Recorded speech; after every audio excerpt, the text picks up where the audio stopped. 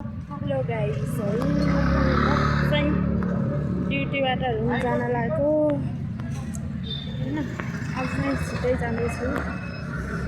भोलि झन् म छिटै जान्छु किनभने भोलि अनि त के भनौँ नामगाङ हो नि त होइन। त्यही भएर आज छिट्टै गएर भोलि बिहान आउनुपर्छ। बिहान आएर क्याफे खोल्नुपर्छ। बेलुका चाहिँ फेरि म कति दिउँसोको 3 बजेतिर रुम जान्छु। अनि कने छोरा रुम गएर पनि अनि गुम्बामा दिदीहरूको छोराहरू छ। त्यही छोराहरू लिन जान्छु। छोराहरू लिएर आउँछु अनि त्यही नै हो खान्छु। भोलि चाहिँ गाउँमा भएको भए क्या दामी हुन्थ्यो। यस्तो रमाइलो हुन्थ्यो गाउँमा हुँदाखेरि। अनि भोलिको दिन चाहिँ के भन्छ भन्दाखेरिमा गाउँ हुँदाखेरि कोदोको छाङ खान्थे। अनि मासु, अब मासु भनेको लाङ्सा खान्छु। अनि पुरी। भोलिको दिन चाहिँ खाली पेट बस्नु हुँदैन भन्नुहुन्छ हाम्रो मम ड्याडले। त्यही भएर अघिदेखि नै मम ड्याडले कल गरेर भोलिको दिन चाहिँ यसरी खानु, भाइहरूले लिएर आउनु भनेर भन्नुहुन्छ कल गरेर। अनि के गरौँ अनि पर्सि चाहिँ 1 गतेका दिन मेरो मम्मीको बर्थडे अनि मेरो 2 दिदीको छोरा 2टा छ त्यसको अनि बर्थडे। अनि मेरो हुनेवाला मेरो फ्युचरको बुढाको पनि बर्थडे हो क्या बर्थडे। त्यही भएर के गरौँ अब मैले केक सेक अर्डर दिएको छु। त्यो अर्डर चाहिँ अब भोलि पर्सि। हेलो भिडियो बनाउँदै अङ्कल भेट्नुभयो। मलाई चिन्नुहुन्छ। म जहिले नि यहीँ खाजा खान जान्थेँ। त्यही भएर सन्चै हुनुहुन्छ भनेर भन्नुभयो।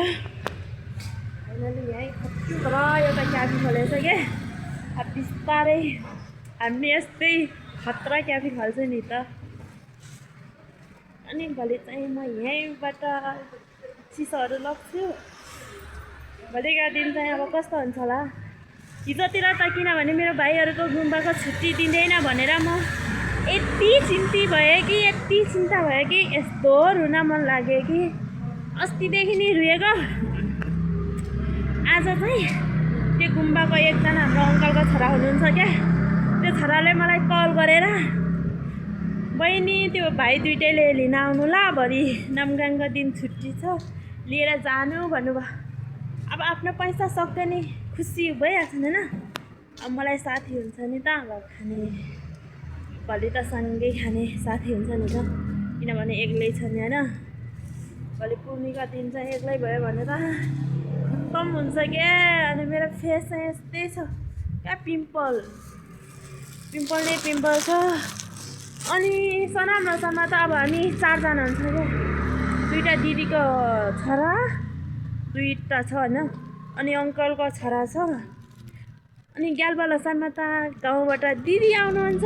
दिदी आएपछि गाउँबाट के ल्याउनुहुन्छ क्या। गाउँको कसैले ल्याउनुहुन्छ क्या। त्यही भएर हल्कामा त खुसी। फाइनल लुक चाहिँ यस्तै यस्तो रमाइलो हुन्छ क्या। म एक्लै भयो नि होइन रमाइलो हुन्छ। मनमा जति पीडा भयो नि कि म त फेरि हाँस्ने बानी चाहिँ के हाँस्ने, जहाँ गयो नि हाँस्ने। यस्तो हाँस्ने बानीले गर्दा पनि मान्छेहरूले हिप्छ हो। केही छैन, यो जिन्दगी हाँसी खुसीमा बिताउँ। अनि एउटा नयाँ कुरा, हिजो मेरो भाइले बिहे गरेछ के। मेरो भाइ भन्दा नि मेरो छोरा पर्छ क्या, मेरो दिदीको छोरा। अनि त्यो छोराले बिहे गरेर रहेछ। बिहान मलाई म्यासेज गरेर रहेछ, सानी मम्मी म त आज बिहे गर्छु ला भनेर म्यासेज गरेर रहेछ।